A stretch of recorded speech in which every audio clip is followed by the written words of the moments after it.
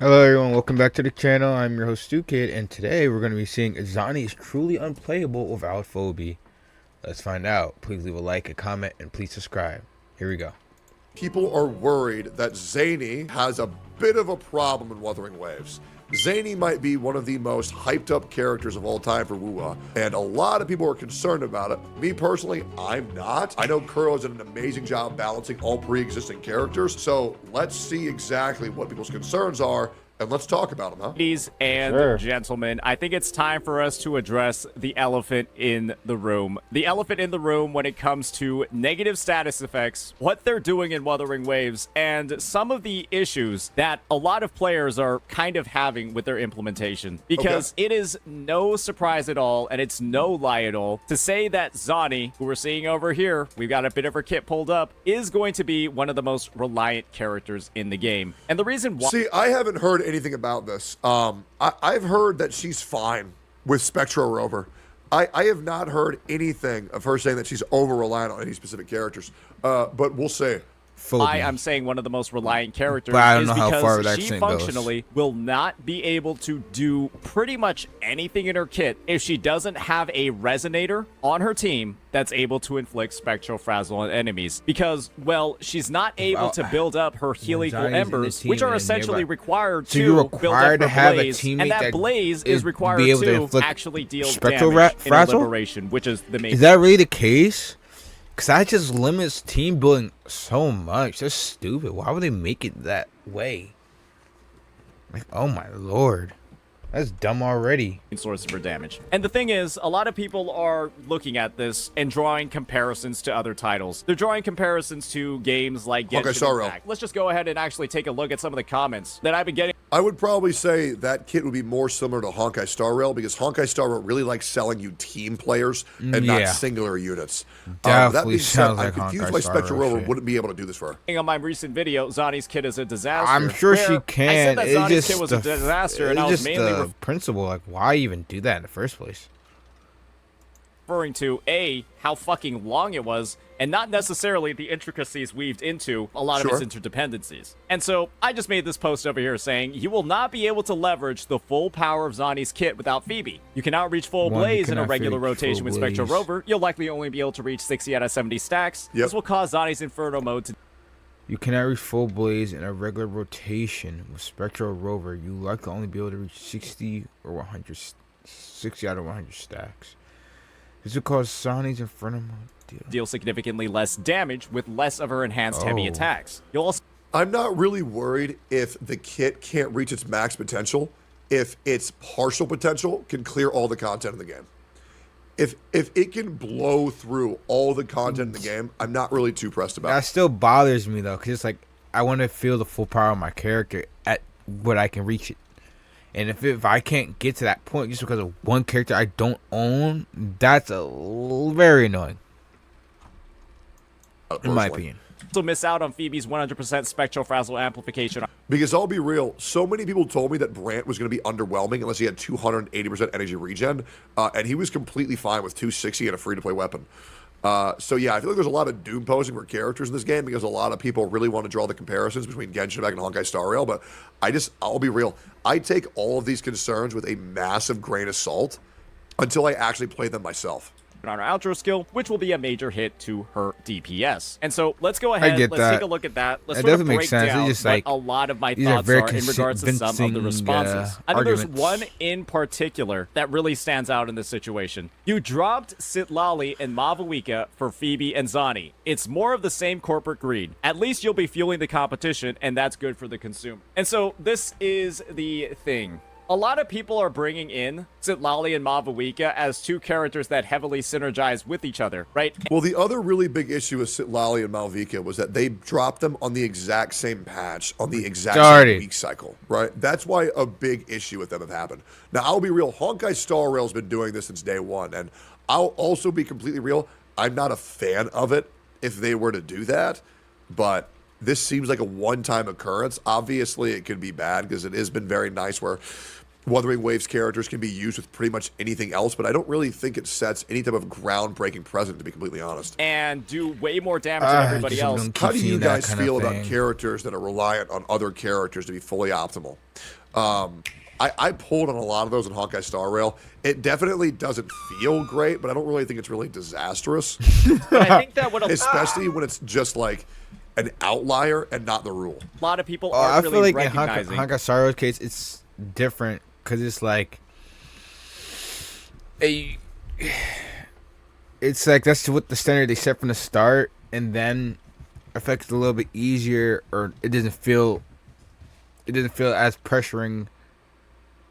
Oh, what am I trying to say? Like, I don't know. Maybe it just feels easier just because the auto. That might be it. What I'm trying to say. They like to get your resources and whatnot. Like less work.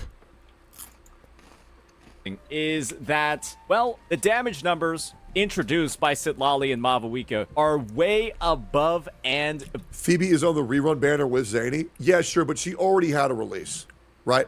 So this is Phoebe's rerun, not her release banner. Beyond anything that has been in the game before. And what I want to do, or what I want to show you all, right, is a bit of data, a bit of some simulations that people have been running to indicate how strong some of these units are. So now that we're going ahead and we're taking a look at some of this data, let's just go ahead and see what Mavuika and Sitlali actually do when it comes to damage. And so if I just zoom in over here, I'm looking at the DPS of all of these different teams that have Mavuika and Sitlali on them. What you're going to notice is that the team DPS is all above 6 digits. Every single team that features those two characters has a team DPS that exceeds 6 digits. And this is the thing, right? When you look at any other team that doesn't have Sitlali in there, we're seeing DPSs like 90k, 70k, 91, 79, 89, 74, blah, blah, blah. And you can see that there's a big... So having those two characters together quite literally doubles their damage. I would love to see how that works with Honkai Star Rail, with follow-up attack synergy and dot synergy. And Remembrance synergy. Yeah, that'd be interesting. One thing you also have to keep in mind is that these numbers over here, 90, 70, 91, 79, 89, 74, that's the damage that every other team in the game does. That is the damage that every other team in the game does. Your meta New Valette teams, your meta Al-Haytham teams, your meta Zhao teams, they're doing DPS like this. And the fact of the matter is that when you go over and then you combine Mavuika and Sitlali together, they're doing so much more damage than every other team in the game. And that is when, ladies and gentlemen, this whole situation in Genshin Impact becomes much more of a problem. Because guess what? When you have the damage in the game getting that high, when you combine Mavuika and Sitlali together, then that means that some other stuff needs to occur. Like, and let me just pull it up. Let me just pull up a recent example of it. You have to balance look at this video that I made in the past. That directly shows you, ladies and gentlemen, what happens to the end game and its HP. Absolutely. Mavuika and Sitlali release. Been saying this for years. To a massive spiral Abyss HP trend. Yeah. As I was saying about the Honkai Star Rail situation, it's like, how are they gonna make that possibly even kick in for Castries if you don't really ever die in the game anymore? It's like, even if optimal builds, you don't really die. You know? So unless you're in like one of the harder endgame bullshit modes. But I digress. Massive. And that's why people don't understand that with global passives being added into Honkai Star Rail, they're going to balance the game around global passives. What I just said. They're going to do the same shit. The game's going to be a shit show. Is create a problem and sell. I'm just here for the fake collab and the fireworks. Cinema. Issue with the Spiral Abyss becoming too easy and a ridiculous amount of HP inflation. And this is the thing when it comes to Zani, and this is the thing when it comes to her interactions with Phoebe. We don't actually know yet how much higher, if Zani and Phoebe is higher, how much higher their DPS is going to be when you're combining it and comparing it to... I would say worst case scenario, it's a 38% DPS increase. But that's a hell of a lot less bad than a 100% DPS increase. And the other thing is, and also to be fair to Genshin, can you still clear all the content in spite of that? To other teams in the game. Is Zani and Phoebe, is that going to have bigger damage than, say, let's be honest here, right? A Carlotta combined with a Jeja? We don't know yet. And if it does, if Zani plus Phoebe is way higher damage than Carlotta and Jeja to a point where they outcompete every other team in the game, because I do believe Carlotta and Jeja is the highest single target have to balance right up now. like hard, If they're like 2 crazy. times the damage, Zani and Phoebe, compared to every other team, then it's an terrible. issue. Then it's a problem. Yeah. However, Absolutely. if it turns out that Zani plus Phoebe... Zani's not single target, right? That would be crazy, though. Stronger than the main single target new character right now with her best support. That would be insane. Only compares to a Carlotta and Jeja. 38% is still high. Oh, trust me, guys. I absolutely agree. I absolutely agree with y'all. And without Phoebe, Zani's just not really a good character that doesn't do enough damage. Then that really just means that Zani isn't a good character. That doesn't mean that the meta of the game is going to be absolutely absurd. That doesn't mean that every other team is like in danger and that we're going to need a ridiculous amount of power creep in the tower to deal with the new damage ceilings. This isn't going to mean that the game's going to turn into a Genshin Impact where Mavwika and Sitlali literally went ahead and busted the DPS ceilings in the game. Yeah, I guess that's actually insane. crazy because that just might mean that Zani is underwhelming unless you get Phoebe and then she's balanced, not a Malvika and then you get Sitlali and then they break the fucking game. Which actually might discourage a lot of people from pulling Zani knowing that she's not busted. Through the roof because they're literally like 30, 40K It might have discouraged me a little bit more just because I know I'm reliant more just to make her efficient is to get Phoebe, and I don't got a lot of pulls left, and I'm saving for my Carthea and the next chick, so it's like I don't got the pulls. Than every other team you're seeing, like 30, 40, 50K higher than other teams, almost double what they're at right now. And this is the thing, right? We have other gacha games to look at as well. You got HSR and ZZZ, where Miyabi's literally double the damage of other units coming in. How absurdly powerful she was. Jane Doe, Blade, Jinyuan, Haramusa, Ibiter, Miyabi, and Jinglu. The amount of damage Miyabi does compared to Jingliu is insane. Like, what? Ellen and CA do about the same damage. That's hilarious. Oh my god. Blaze does slightly more damage than Jane though. Evelyn and Argenti. Wow. Argenti does slightly more damage than Evelyn. That's hilarious. S rank 0 Ambi versus ratio. Really? Is that even? What? Just by herself. We have characters like Firefly being way higher than others. Combos like Zhao Kui and Acheron being the highest upon their release because of how well they synergize together. And then characters like Rappa in their Super Break lineup. Bruh. Firefly, Boot Hill, slightly higher than Firefly. It's actually insane. Black Swan is higher than half these people. And that's just Black Swan. She's not even a DPS. Jaku Akron's actually fucking bullshit. That's retarded. I ain't gonna lie, Rappa was nuts. Doing again. She's on the same level as Carlotta. And see, that's great. See, I didn't realize Rappa was actually that crazy. Cause wow. Look at that bar. Now, here's the thing. Carlotta isn't entirely broken. Carlotta is just so fucking easy to play, it makes her feel broken. Whereas other characters, you kind of have to think, but you can still get the same numbers as Carlotta numbers. But with Carlotta, you don't even got to fucking think. And so as long as all the characters are in the same ballpark, I got no issues.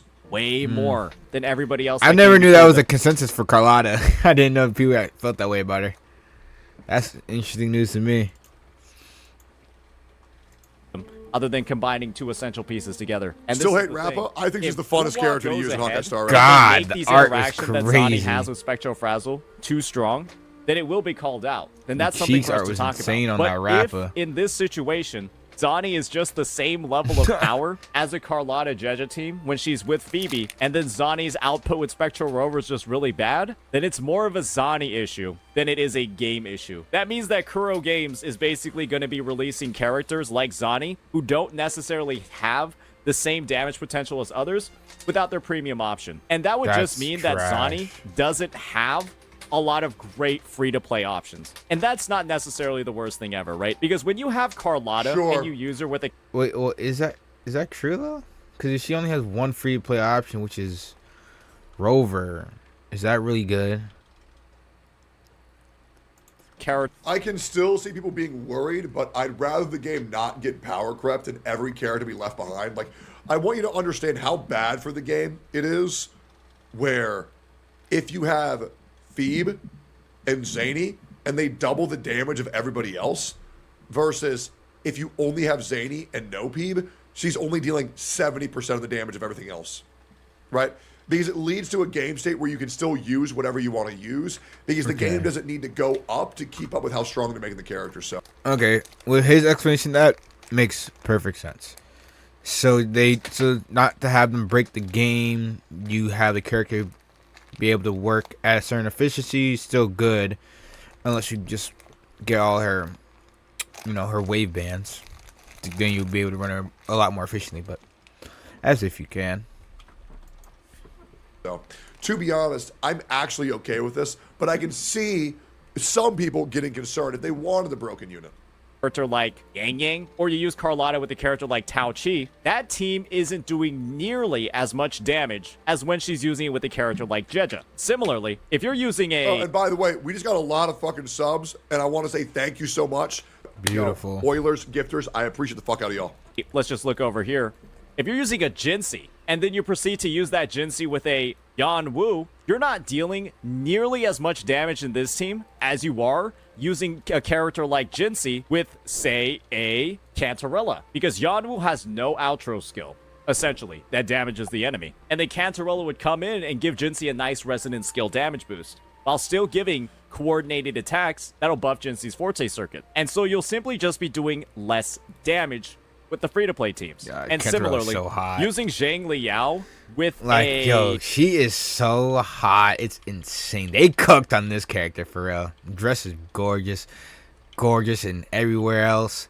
Assets on 10. Let's just say maybe like a John Shin or a Yang Yang. Your Zhang Liao is not going to do as much damage as if you were using them with a Yinlin. Because Yinlin's got the best outro skill in the game for buffing Zhang Liao's damage. And so this is the thing, right? We'll have to wait and see just how high the damage ceilings go when Phoebe is used with Zani. And if at the end of the day, the damage is, the same or even lower than what we're seeing for the top tier teams like Carlotta with Jeja, I don't think it's necessarily a huge issue. However, what I do think would be an issue is that if the damage doesn't exceed the top performing teams, I didn't know Carlotta was in the top 4 teams. That's actually cool. I liked her a lot on her initial release, so I had no idea she was that good. And if Zani without Phoebe is absolutely awful, is not really good at all, then that's more of a Zani issue and a roster issue than it is. And I also like how that opens up Zani to grow with the release of upcoming characters, rather than having the characters have to grow to outperform Zani, right? And I think we're seeing characters like Jian get better as more modes are being implemented into the game, rather than having to buff pre-existing modes to keep up with the new character's power creep. So I think it's very good. Is a balance issue with the game. Because that just means that, definitely agree. This is why we watch Tecton. He gives very good insight. Doing it that way makes the game healthier for sure, because then it makes everybody's mains still feel pretty decent and good all around. So yeah, I definitely agree with that point. would be able to apply Spectral Frazzle on the roster. Because Saint Crying Wolf yet again, I don't think he's doing that whatsoever. I think he's actually being very reasonable. Ladies and gentlemen, right? Spectral Rover does not provide enough Spectral Frazzle in their kit to fully fuel Zani's Forte circuit, her Blaze. And if we simply have another character that can apply Spectral Frazzle, maybe in higher quantities, but then also simply not have as much of an amplification ability as Phoebe, if she's got 100% amplification on her outro skill in Confession mode, then that would make it a better, more free-to-play friendly, or really low-budget option for Zani. But currently, in the state of the game that we have right now, Zani either has a premium option that's going to be likely incredibly fucking strong, or Zani simply has a more budget option that doesn't get close to the level in performance that the premium option has. And that's a little bit unfortunate. There should be a bit more of a stopgap, in my opinion, between Spectral Rover right now and the current state of Phoebe, where Phoebe's like a crazy good buffer from what we're seeing on paper, and then Spectral Frazzle can't even slightly compare to her buffing potential. Yep. And in the long run, right, it is going to have a bit of problems for the overall longevity of Zani's kit if she doesn't have somebody else that can apply up to 15 plus 16, 17, 18 Frazzle stacks. Because she needs a lot of Frazzle stacks to be able to convert all of these Frazzle stacks to Helical Embers, and then give her the Blaze she needs to actually deal damage in this kit. I think this is the part where Saint Tonda is going to talk in circles, but I think Zani is going to be absolutely fine. And I think it's better that the company pushes out units that aren't completely going to obliterate the pre-existing ones that might do better with a premium option than release characters that obliterate every single character in the game. So me personally, I think it's a great move. And honestly, I'm shocked that Zani didn't break the fucking game like I thought she was. So I guess it's another scenario of pull this character if you want to, and if not, it's okay. And personally, I like when gacha games do that. That's just my opinion. Like, comment, subscribe.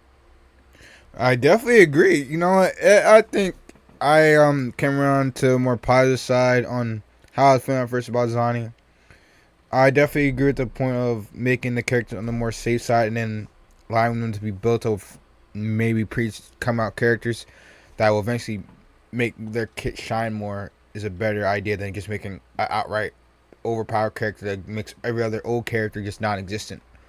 So yeah, Tectone once again, great points. Saint Tone has great points. I hope you guys enjoyed the video. Please leave a like, a comment, and please subscribe. I need all the love and support I can get. And please check out Tectone and Mr. Saint Tone's own videos as well. I'll see you guys in the next one. Peace and have a good one. Bye bye now.